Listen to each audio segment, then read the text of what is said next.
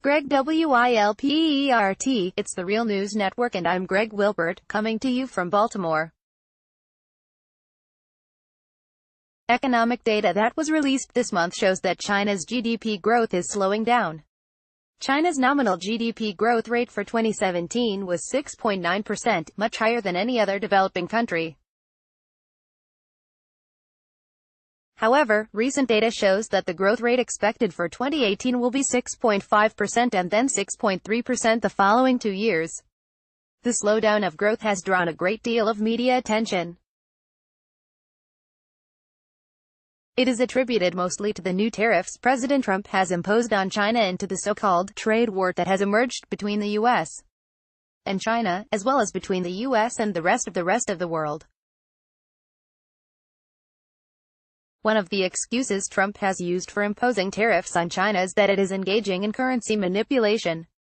However, a U.S. Treasury report published recently found no evidence that China is engaging in such manipulation. Meanwhile, close allies of the U.S., such as Singapore, India and Thailand, are apparently engaging in more intensive currency manipulation than China. Chinese President Xi Jinping just announced that his government will give financial aid and tax cuts to struggling businesses in China in order to deal with the slowing economic growth. Last week, while he was touring the Qinghai district, Xi Jinping expressed optimism about the future of Chinese trade. 11 Jinping, the development is fast, and the changes are tremendous. I feel so happy to see it, though it is within our expectations. The place was desolate in the past. It shows that our Qinghai model is practical. Greg Wilpert, joining me now to analyze what is happening with China's economic development is David Kotz. He is a professor of economics at the University of Massachusetts Amherst and the author of the book, The Rise and Fall of Neoliberal Capitalism. Thanks for joining us today, David. David Kotz, glad to be with you, Greg. Greg Wilpert, so the last time we had you on the Real News, you mentioned that, unlike the U.S., China has an industrial policy that gives it an advantage as a rising global trade power. Would you say that Trump's tariffs is the start of a U.S. industrial policy that is successfully challenging Chinese industrial growth? David Kotz, no. I don't see it that way. Trump's tariff war, I think, is really counterproductive relative to any possible benefit that might result. It will just hurt both the U.S. economy and it will cause some harm for the Chinese economy. The U.S. government is not following industrial policy at this point. And I think the real concern of the Trump administration, and one that is shared by much of American business, is not currency manipulation by China but a concern that China is advancing very rapidly and is within sight, in a decade or two, of becoming the economic equal of the U.S. It's China's rise that is really what is bothering, I think, the U.S. government and the policy analysts and so forth. Greg Wilpert, now, business media such as Bloomberg and Forbes are talking about a decline in the power of the Chinese economy, which they are basing on a decline in the GDP growth rate. Is this a measurement that you would use to compare the economic strength of the two different countries, and if not, is there an alternative form of measurement you would use to compare the two countries? David Kotz, well, I think the growth data are being hyped. After all, if you read what the Bloomberg reports have said, the government's target growth rate for this year is 6.5%, so they hit their targets. For several years now, the Chinese officials have had a strategy of slowing the growth rate, which had been at breakneck speed for many decades, about 10% a year. And at a certain point, that was no longer desirable. The environmental costs of such rapid growth were mounting. It's hard to maintain product quality when you're growing so fast, so there was a policy decision to slow to the 6 to 7.5% range with the aim of improving environmental quality and product quality. By the way, let me just give you some numbers. If they grow at 6.5%, their GDP will double in 11 years. That's quite dramatic. The U.S. economy in recent years has been growing at 2.2% a year. In 11 years, at that rate, our GDP would increase by 27% while theirs would double. So I don't see the current growth numbers as being a problem for China. 6.5% per year is a very rapid growth rate for a country like China, which is now no longer a poor country but is in a mid-level of development and ascending fast. Greg Wilpert, you mentioned earlier that the trade wars of the Trump administration is having a certain impact on the Chinese economy. But just how dependent is the Chinese economy on the U.S. as its main trading partner? Couldn't China just increase trade with other countries instead? David Kotz, well, it won't be easy. The U.S. market has been a major market for China's growth. Now, China has a mixed system. They have a lot of state-owned enterprises and they have some elements of a planned economy. But fundamentally, their economy is now market economy, and that means they always have a problem of growing demand if they're going to have economic growth and development. And the U.S. market had been a big source of growing demand.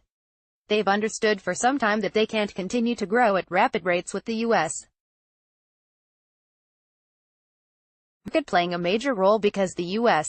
economy is only growing at under 2.5% a year. 0 hours 6 minutes and 32 seconds, so they've been trying to diversify away from that.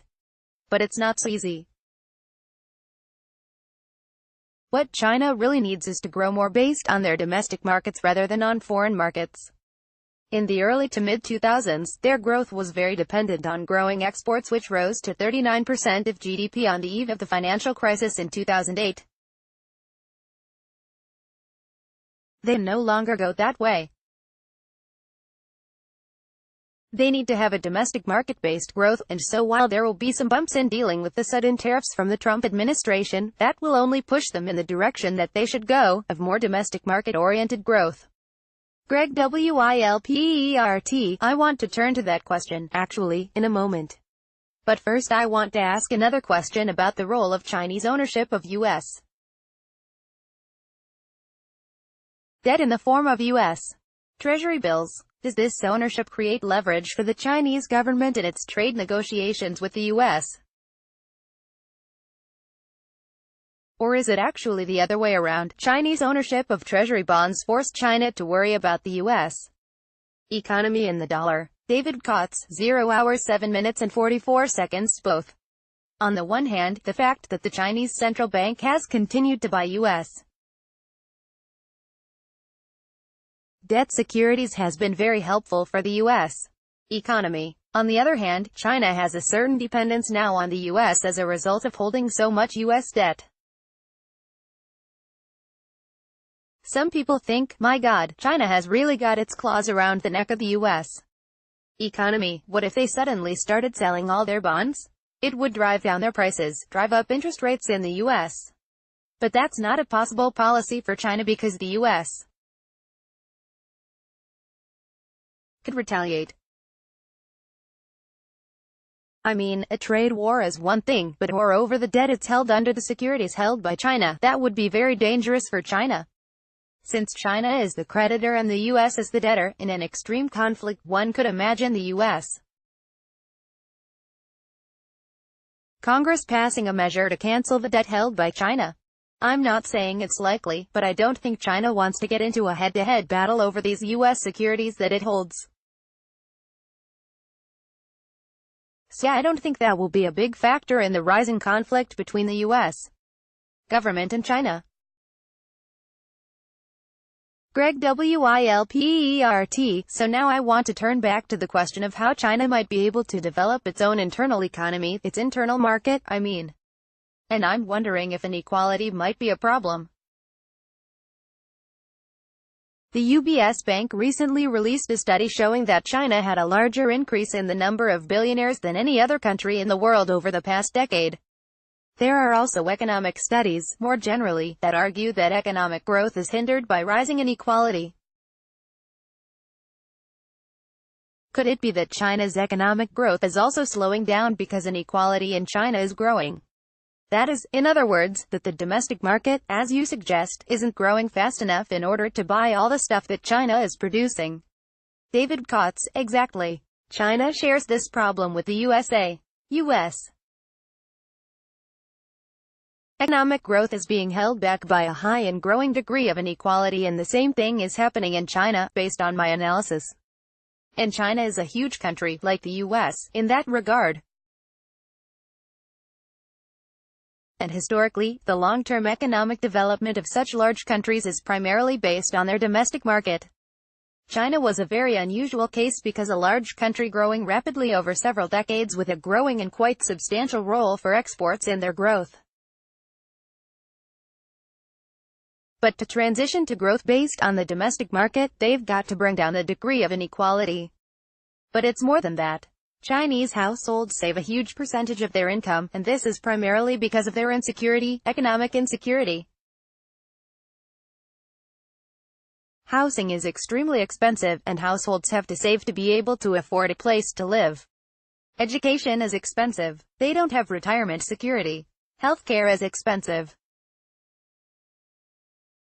And all of these fears that people have in China lead them to save a lot, and that limits the domestic market. So I think a program of much more generous social programs, provision of healthcare, free education, secure retirement, along with higher wages for workers would be the path that could continue China's ascent on the economic ladder. They can't compete based on low wages anymore. There are poorer countries than China where wages are lower.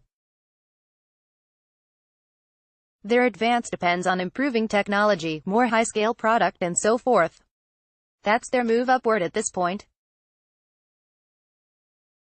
Greg Wilpert, said David, just before we go, I just want to know what are your thoughts on the role of the U.S. tariffs in trying to prevent China's economic policies? How big of an impact will that have on China from here on out? What effect will it have? David Kotz, well, my real concern here, Greg, is that while the Trump administration's tariff policy against the EU, Canada and Mexico has the Trump administration, I mean American businesses, as opposed to this Trump's attempt to put pressure on China to change its ways, has not isolated the Trump administration. In fact, it is supported by American business. While they don't like the tariffs policy, they agree that China should be pressured to give up its industrial policy and to privatize its state-owned enterprises, which they fear as competitors.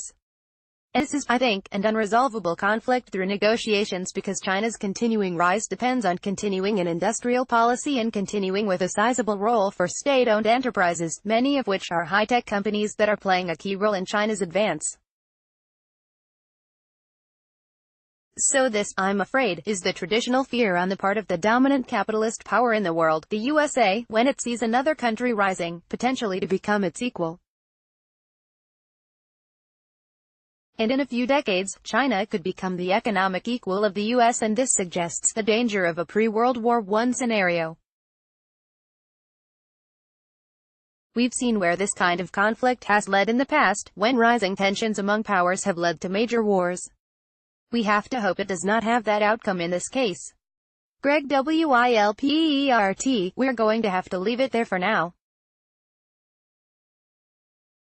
I was speaking to David Kotz, professor of economics at the University of Massachusetts Amherst. Thanks again, David, for having joined us today. David Kotz, thanks for inviting me. Greg Wilpert, and thank you for joining the Real News Network.